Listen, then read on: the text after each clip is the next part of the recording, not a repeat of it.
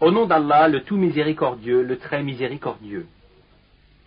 Dit, il m'a été révélé qu'un groupe de djinns prêtèrent l'oreille, puis dirent, nous avons certes entendu une lecture merveilleuse, le Coran, qui guide vers la droiture.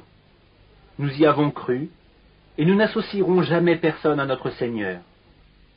En vérité, notre Seigneur, que sa grandeur soit exaltée, ne s'est donné ni compagne, ni enfant.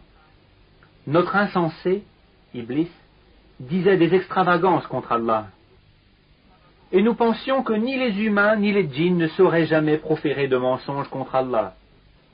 Or il y avait parmi les humains des mâles qui cherchaient protection auprès des mâles parmi les djinns, mais cela ne fit qu'accroître leur détresse. Et ils avaient pensé, comme vous avez pensé, qu'Allah ne ressusciterait jamais personne. Nous avions frôlé le ciel, et nous l'avions trouvé plein d'une forte garde et de bolides. Nous y prenions place pour écouter, mais quiconque prête l'oreille maintenant trouve contre lui un bolide aux aguets. Nous ne savons pas si on veut du mal aux habitants de la terre, ou si leur Seigneur veut les mettre sur le droit chemin.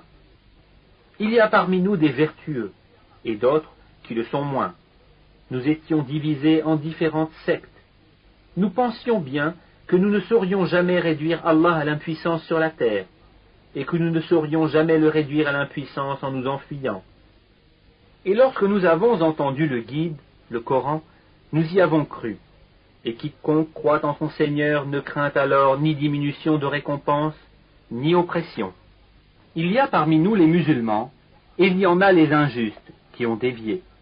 Et ceux qui se sont convertis à l'islam sont ceux qui ont cherché la droiture.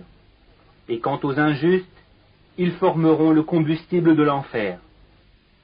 Et s'ils se maintenaient dans la bonne direction, nous les aurions abreuvés, certes d'une eau abondante, afin de les y éprouver. Et quiconque se détourne du rappel de son Seigneur, il l'achemine vers un châtiment sans cesse croissant. Les mosquées sont consacrées à Allah. N'invoquez donc personne avec Allah. Et quand le serviteur d'Allah s'est mis debout pour l'invoquer, ils faillirent se ruer en masse sur lui. Dit, je n'invoque que mon Seigneur et ne lui associe personne. Dit, je ne possède aucun moyen pour vous faire du mal, ni pour vous mettre sur le chemin droit. Dit, vraiment, personne ne saura me protéger contre Allah, et jamais je ne trouverai de refuge en dehors de lui. Puis que transmettre une communication et des messages émanant d'Allah. Et quiconque désobéit à Allah et à son messager aura le feu de l'enfer pour y demeurer éternellement. Puis quand ils verront ce dont on les menaçait, ils sauront lesquels ont les secours les plus faibles, et lesquels sont les moins nombreux. Dis, je ne sais pas si ce dont vous êtes menacé est proche, ou bien si mon Seigneur va lui assigner un délai. C'est lui qui connaît le mystère. Il ne dévoile son mystère à personne, sauf à celui qu'il agrée comme messager et qu'il fait précéder et suivre de gardiens vigilants, afin qu'ils sachent s'ils ont bien transmis les messages de leur Seigneur. Il cerne de son savoir ce qui est avec eux, et dénombre exactement toutes choses.